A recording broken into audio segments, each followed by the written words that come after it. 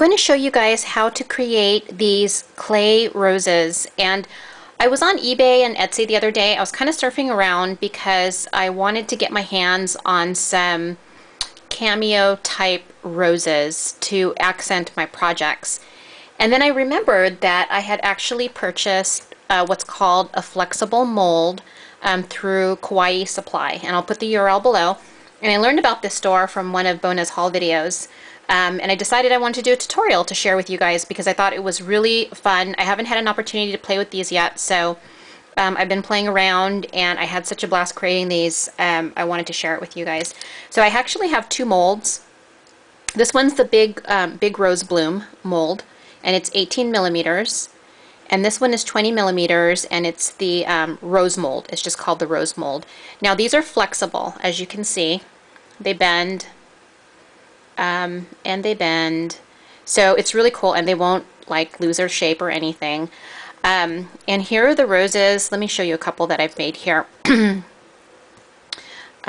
we go. So these just actually just got out of the oven, but here, let me do that. See how gorgeous those are, you guys? They're so pretty. And here's a cameo rose that I had purchased on Etsy not too long ago.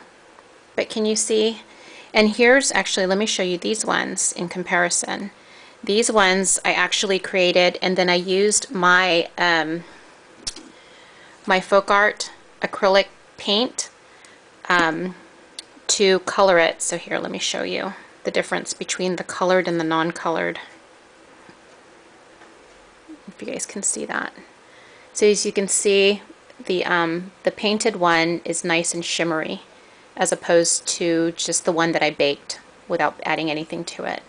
But these are so awesome. I love them, and they're so easy to make. And in this tutorial, I'm going to show you how I made them. I just wanted to show you guys this. I got this from my friend Michelle in Canada, and this is a really nice big one. I don't have the mold for this one, but as you can tell, it's very similar. And these are so easy to make, and you don't have to spend all that crazy money because all you need to buy is clay and your flexible mold, and you can just make as many as you want. So let me go ahead and show you a couple of projects that I already created, and I just added these cameo roses to them. Here's an altered can I did a video recently on, and do you see my little rose over there? And this one I did paint with the folk art metallic paints, and so it adds a really nice touch to a shabby chic project. You see that back there? Really cute. And then I took one of my junk journals that I created a while back, and I added the brown one right here. And I love how that looks. I actually, if you look at it, here's just a plain brown one, and there's the one that I created. And if you look at the definition on this one and how it looks really old and aged, I used a paintbrush and my Lindy Stamp Gang Starburst stains in the dark chocolate truffle, and it added that nice distressed aged look to my rose. Here's the again, the plain one, if you guys can see that. So let me show you how I created these, and they're really easy. I'm going to show you how to do the big rose bloom one, and we'll save that one for another time. So now there's two types of clay that I had in my stash. I just grabbed whatever I had in my stash. I had the Fimo Soft by Stedler, and then I also have the Craft Smart polymer clay. And this is, you know, just the cheap stuff at Michael's. You don't have to go all crazy, and this is using the cheap stuff, and it's actually really pretty. And it popped out of my my mold a lot easier too. But the soft stuff will work as well. Okay, so there's different brands. Just check your local craft store and you can find some. So I'm just going to go ahead and take some of the Craft Smart clay, and this is the cheaper one. And you really don't need much. Let me see. Yeah, probably about maybe this much. You're going to have to knead the clay just a little bit. It recommends follow the instructions on the packaging of the clay. It'll actually tell you to knead it for a couple of minutes, and it's a good thing to do this because it'll be a little grainy if you don't, and you want to get the clay nice and pliable so that it takes to the mold really well.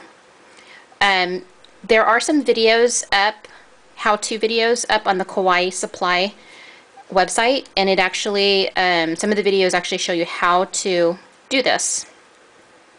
And they use a different type of clay in their videos, so they actually recommend that you put a dab of acrylic paint into your clay. But with this clay, you don't need to. It takes just fine.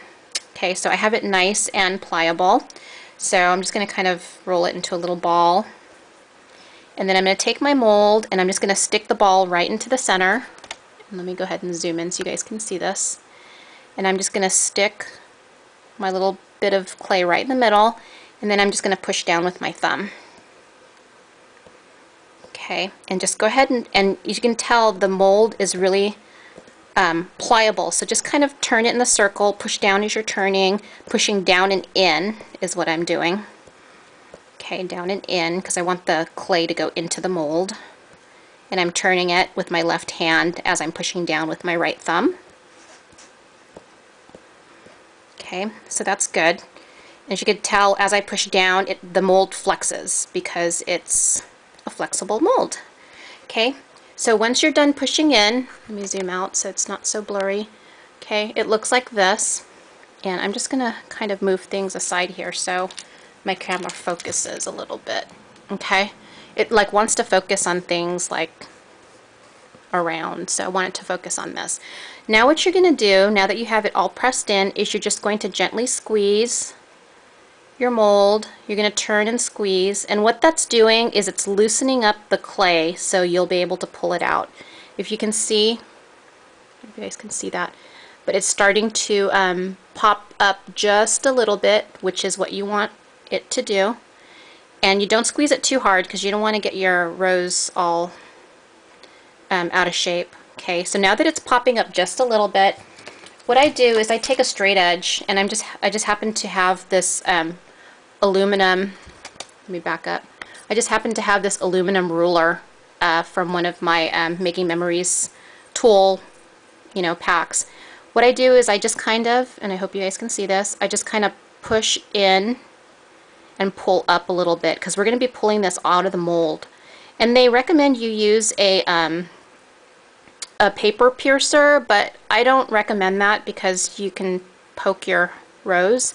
And as you're doing this, you're turning, right? So you're just kind of pulling up and pushing in the clay just a little bit because a little bit of the clay goes over the mold, so you don't want these little pieces sticking out of the side of your rose. So I kind of like push in a little bit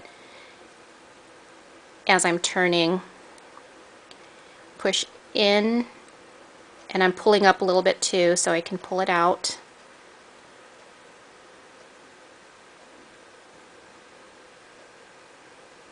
Now they also recommend that you stick your mold in the refrigerator because when it's cold it actually makes it a lot easier to pull the clay out. But I don't have a problem at all. I don't refrigerate mine.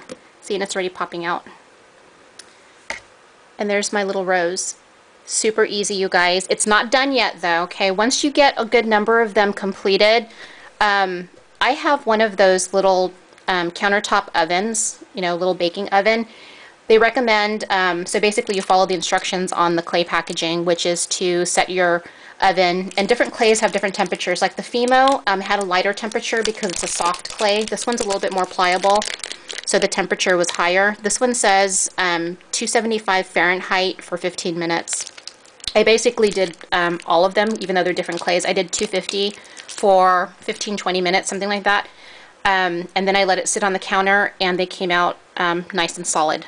So solid clay and perfect. You can paint them, you can add your Lindy Stamp Gang products on them to shine them up, but they're just gorgeous, you guys. And here, let me show you again. Here's some other ones. Here's my black one, brown one. Here's the one that we just created. Okay, so hope that tutorial was helpful. These are so awesome. I love it. You're going to be addicted to creating these, and they're just perfect accents for projects. So thanks for watching, everyone. Take care. Bye.